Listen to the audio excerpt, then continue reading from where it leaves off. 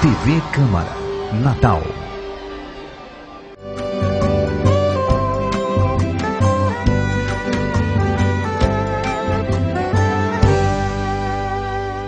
Que eu nunca tive nenhuma pretensão, nenhuma precocidade, nada em relação à literatura, pelo contrário, eu não tive nenhum estímulo para escrever literatura, até porque no colégio era proibido se pensar em literatura, literatura era pecado, romance era pecado, poesia era escolhida para a gente ler aquilo que não falasse amor. Zila é uma pessoa original, né? Mas sem dúvida nenhuma que a grande poesia brasileira teve influência sobre ela. Teve influência o movimento de Pernambuco, o movimento de 45 em Pernambuco, poetas da estatura de Mauro Mota, e o máximo da poesia brasileira na época, que era Manuel Bandeira, e que talvez ainda seja hoje. Zila da Costa Mamed nasceu no dia 15 de setembro de 1928 em Nova Palmeira, na Paraíba. Lá viveu pouco tempo de sua infância, mas era local recorrente de férias e memórias de sua família. Nós éramos 7, mamãe teve 10 filhos, mas somente 7 ficaram para contar a história junto com eles. E eu lembro assim, mais da infância já em Currais Novos, porque quando nós nascemos em Nova Palmeira, mas quando fomos para Currais Novos, eu era muito pequena, tinha somente 3 anos, Zila tinha 7 anos. Gostaria que Nova Palmeira, a vila fundada pelo meu avô e pelo meu padrinho de batismo, fosse no Rio Grande do Norte. Ela era uma vila, era uma fazenda, uma vila, hoje é mais um município brasileiro. Mas não é como município, e sim como o sítio do meu avô, que ela permanece na minha geografia sentimental. Zila se considerava uma genuína potiguar, para onde os pais se mudaram em busca de boas oportunidades. Com o início da Segunda Guerra Mundial, a família Mamed se mudou para Natal, onde o pai participou da organização da Base Aérea de Parnamirim e os filhos puderam finalizar os estudos. Zila estudou no Colégio Imaculada Conceição. Lá nasceu o desejo de ser freira. Ela teve essa vontade muito grande, mas nossos pais não sabiam, né, desse interesse dela para ser freira. Zila aprendeu a ler com a mãe quando viviam ainda na Paraíba, mas quando terminou os estudos é que começou a se interessar pela literatura. Foi quando morou com o padrinho Francisco de Medeiros Dantas em Recife que Zila recebeu orientações sobre leitura e conheceu grandes obras da literatura. O padrinho dela de batismo era um médico, diretor do Hospital dos Leprosos em Recife, e ela ia muito à casa dele em Recife. E ele foi quem ficou com toda essa história, né, que foi quem assistiu, deu assistência a ela durante esse tempo em Recife, e aconselhou, não é, para ela fazer muitas leituras. Achou que ela, com relação à vida, era muito inocente. Ele deu muita orientação através de aconselhamentos e de livros que ele colocou nas mãos dela para ela ler, e dali ela mudou, não é? No início da década de 50, Zila escrevia diariamente suas poesias para o jornal local Tribuna do Norte.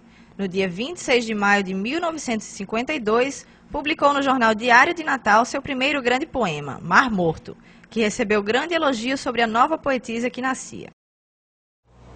Parado o morto mar de minha infância, sem sombras nem lembranças de sargaços, por onde roçam asas de gaivotas, perdendo-se num rumo duvidoso. Pesado mar sem gesto, mar sem ânsia, sem praias, sem limites, sem espaços, sem brisas, sem cantigas, mar sem rotas, apenas mar incerto, mar brumoso. Criança penetrando no mar morto, em busca de um brinquedo colorido que julga ver no morto mar vogando. Infância nesse mar que não tem porto, no mar sem brilho, vago, indefinido, onde não há nem sonhos navegando. O crítico literário Antônio Pinto de Medeiros, que tinha um suplemento importantíssimo no Diário de Natal, suplemento que chamava-se o Santo Ofício, né? Nesse suplemento, Antônio Pinto publica 2 poemas de Zila com muitos elogios. Então, a partir dali, que o próprio Antônio, foi a partir daquele momento que Antônio Pinto, segundo ele próprio disse, que reconheceu, viu que Zila era poeta, foi a partir daquele momento que ele passa a dar um apoio muito grande a ela. Em outubro de 1952, Zila publica seu primeiro livro, Rosa de Pedra, uma coletânea de poemas que ela publicou em jornais locais e nacionais. É um livro que tem influência direta de quê? Da chamada geração pós-45, majoritariamente constituído de sonetos. E é um livro de estreante, embora de uma estreia de qualidade. Uma das maiores influências de Zila em toda a vida é a paixão pelo mar. É um ponto notável da vida e da obra de Zila, né? Na parte da vida, a atração extraordinária que ela teve pelo mar, vindo com o pai dela de automóvel e chegando num canavial, ela viu uma coisa parecida com aquilo que ela pensava que fosse o mar. Quer dizer, um canavial imenso, verde, né? As folhas vão se ondulando como se fossem ondas, como se disseram ela que assim era o mar. E ela pergunta ao pai se aquilo que era o mar, né? É a primeira vez que ela se mostra assim, com essa curiosidade, com esse anseio de ver o mar. E igual não foi a emoção dela ao chegar no Recife pela primeira vez, estar na frente daquilo que ela seria uma das grandes paixões, uma das grandes emoções da vida dela. A sensação que eu tive é de que se eu parasse muito tempo ali naquela calçada do Pina, de repente o mar ia virar, emborcar e me engolia. Eu tive ao mesmo tempo uma sensação de deslumbramento e uma sensação de medo. Era grande demais para que eu estivesse ali perto dele. Era uma coisa que aparentemente me sufocava, me atraía. E talvez tenha sido até muito bom que eu não tivesse entrado no mar naquela ocasião, porque possivelmente eu me apavoraria com a grandeza do mar. Entre 1955 e 1956, a poetisa fez o curso básico de biblioteconomia na Biblioteca Nacional do Rio de Janeiro.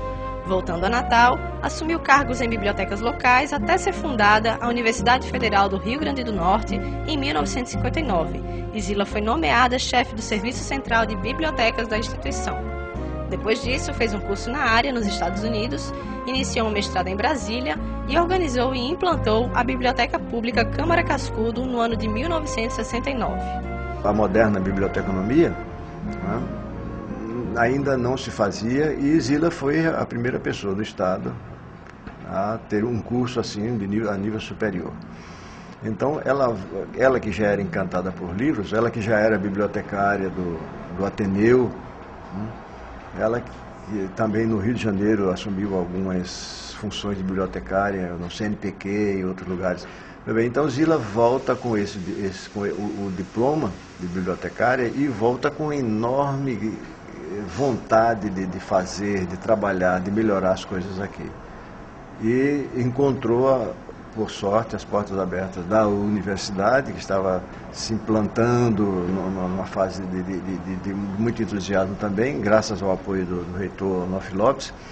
Zila começa a formar o primeiro núcleo, que seria a futura biblioteca da universidade. A biblioteca hoje, que muito merecidamente tem o nome dela, né? Nesse tempo, ela publicou mais 2 livros de poesia, Salinas e O Arado. Variando entre temas que revelam a terra, o mar e a infância, as obras trazem aspectos que tocam a vivência da poetisa. Esse livro é um livro transitivo na obra dela.